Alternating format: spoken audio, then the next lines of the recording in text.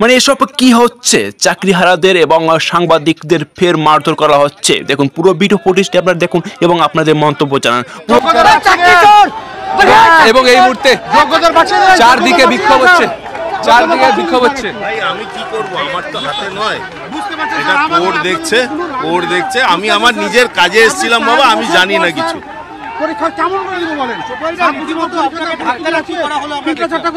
দেখুন ওরা একটা আবেগে করছে, ওদের আবেগ নিশ্চয়ই আমরা রাজ্য সরকারও দেখছে, মাননীয় মুখ্যমন্ত্রীও ওটা রিভিউ পিটিশন করেছেন। আমি আশা করব ওদের আবেগকে আমরা যথাযথ সম্মান দিয়ে এটাকে করতে, কিন্তু কোর্টের ঊর্ধ্বে আমরা কেউ নই। মহামান্য আদালত যেটা বলেছে আমরা সেটাই করছি। আপনি তো বিকাশ ভবনের আধিকারিক নন, আপনাকে বলে কি হবে? সেটা ওরা ভাবছে কাকে বললে হবে, সেই জন্য ওরা জানেও না। কিন্তু চোর চোর স্লোগান হচ্ছে, সেটা ওরা জানে কাকে বলছে, কাকে দিয়েছে। আমি তো বলতে পারবো না, আমি তো আমার নিজের কাজে এসেছিলাম। একেবারে সব্যসাচী দত্ত তিনি কিন্তু আসেন এবং এসে তিনি কিন্তু বিক্ষোভের মুখে পড়তে হয়েছে সব্যসাচী দত্তকে। এবং কিন্তু তিনি বিকাশ ভবনে যখন প্রবেশের চেষ্টা করছিলেন তখনই কিন্তু তাকে আটকে দেন এই যোগ্য চাকরিহারা শিক্ষক শিক্ষিকারা। এবং সব্যসাচী দত্ত তিনি কিন্তু ওয়েট করছেন বাইরে এবং সামনেই কিন্তু দাঁড়িয়ে রয়েছেন, আর সামনেই কিন্তু তার গাড়িকে আটকে এই মুহূর্তে প্রবল বিক্ষোভ চলছে, চোর চোর স্লোগান উঠছে।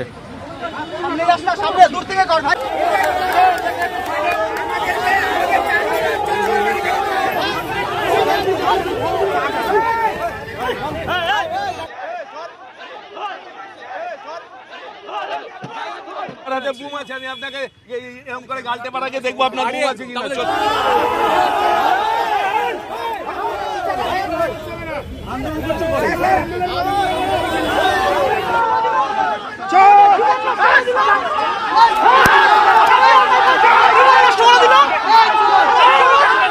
কোনো মতে কিন্তু সব্যসাচী দত্ত তাকে কিন্তু বের করে নিয়ে যাওয়া হচ্ছে। এই মুহূর্তে চরম বিশৃঙ্খলা, চরম বিশৃঙ্খলা।